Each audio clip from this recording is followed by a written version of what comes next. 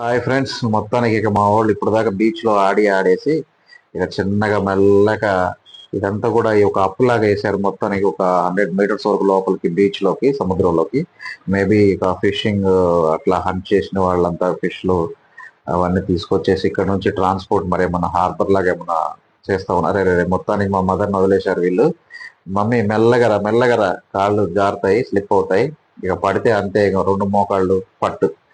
So ఇక మెల్లగా మా మమ్మీని జాగ్రత్తగా దగ్గరగా పట్టుకొని మెల్లగా నడిపిస్తూ చివరి వరకు తీసుకొచ్చాను. ఒక చిన్న సెల్ఫీ లాగా ఫోటో వీడియో తీసుకుందాం అని చెప్పి చూపించా.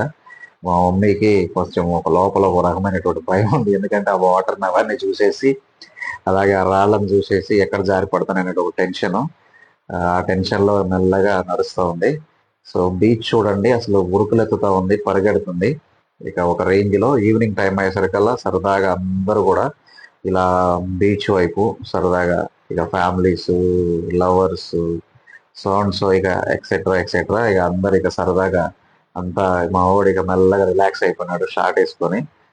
చల్లటి గాలి, ఈ ప్రకృతి అసలు బీచ్ అంటేనే ఒక వైబ్. సో బ్యూటిఫుల్ కదా. మీకు కూడా నచ్చితే కామెంట్